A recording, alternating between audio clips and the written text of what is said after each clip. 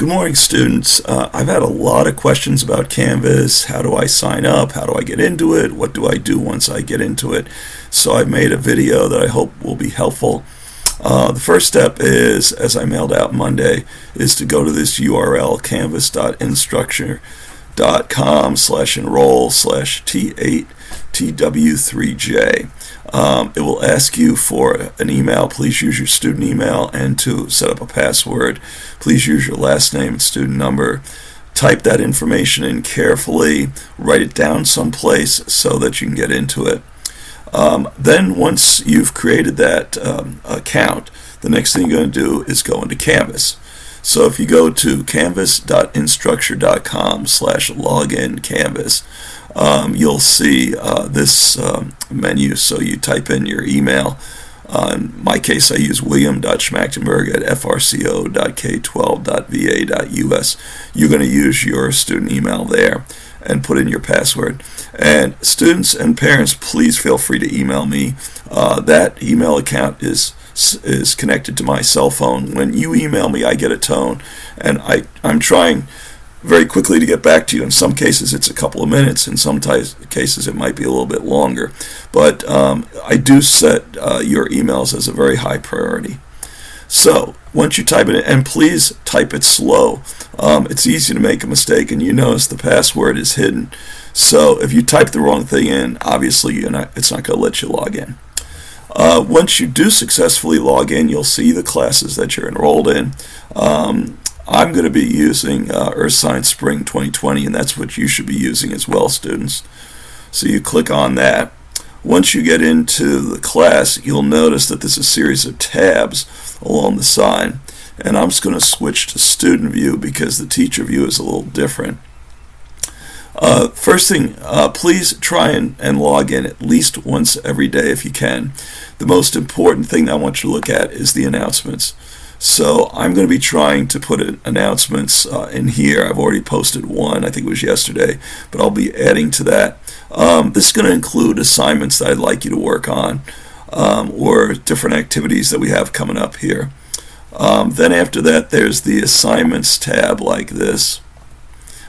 Forget about that. There's just so much stuff in there that I know it's confusing, and you might be tempted, I'm going to click on that.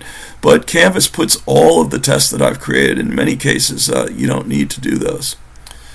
Then there's a discussions forum. So I posted, how you doing? Have you found any cool websites? Have you done any interesting activities while you've been off? This would be a really great place for you to put comments. If you've been using Canvas for testing, and there's some of you that have, your grades are going to appear on here. If you took the mineral test, it should appear there as well. Then there's people. If you want to see who else is enrolled in the class, you can do that. For pages, I've listed some websites that you might want to look at, and I'll be adding to this next week some, so you might want to check that out from time to time. I'm going to be honest, the files page, not so important. There are a ton of files I had to import to make the quizzes, and I wouldn't worry about this tab much. And then there's the syllabus. You don't need that. Okay, I gave that out months ago. And then we have quizzes. So you should have taken the minerals one by now. That's the only one that you should really be concerned about at this point. Modules is probably the most important tab that's there. And I'm hoping that you're scrolling down. If you've already done the mineral quiz, at the very bottom of this page, you'll see the SOL review. And last night I went through and tried to clean it up because it was getting disorganized. So at the very top of the page is the PDF file. That's got the packet. If you were able to print it out, fantastic. You can just work out in there. I know it's long. It's 70 pages.